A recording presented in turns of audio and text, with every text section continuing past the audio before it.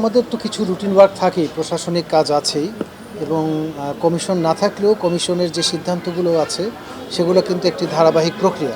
এই প্রক্রিয়াগুলো কিন্তু সারতেও আমাদের সময় লাগে।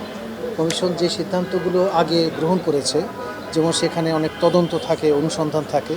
আমাদের যারা অনুসন্ধানকারী কর্মকর্তা আছেন, আমাদের যারা তদন্তকারী কর্মকর্তা আছেন, তারা তাদের কাজ করছেন এবং কমিশন যখন গঠিত হবে আমাদের নতুন করে যেসব অভিযোগ আসছে, অনেক অভিযোগই আসে, নিয়মিতই আসে, সেগুলো নিশ্চয়ই কমিশনের সামনে আমরা যাচাই বাছাই কাজগুলো তো আমাদের কিন্তু আলাদা কমিটি আছে, আপনারা জানেন, তারা সেই কাজগুলো করে রাখছে এবং যখনই কমিশন আসবে যথারীতি সেগুলো অনুসন্ধান বা তদন্তের জন্য সেগুলো গৃহীত হবে। ডিরেকশন পাচ্ছেন কোত্থেকে?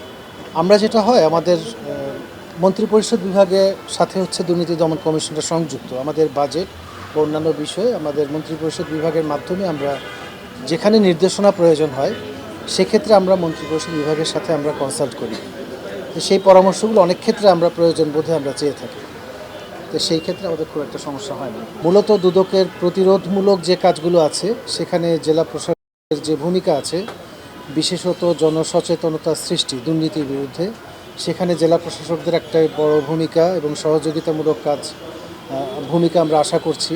যেমন মাঠ পর্যায়ে আমাদের যে গণশুনানিগুলো হয়, দুর্নীতির বিরুদ্ধে জনগণের যে সচেতনতা সৃষ্টি, আমাদের শিক্ষা প্রতিষ্ঠানগুলোতে শিক্ষার্থীদের মধ্যে দুর্নীতির বিরুদ্ধে যে জনসচেতনতা সৃষ্টি, মাঠ পর্যায়ে ইদানিং দুদক অথবা বিভিন্ন সরকারি কর্মকর্তাদের নাম ব্যবহার করে কিছু প্রতারণার অভিযোগ, বিশেষ করে আমাদের কর্মকর্তাদের নিয়েও অনেক অভিযোগ ব্যাপকভাবে আসছে।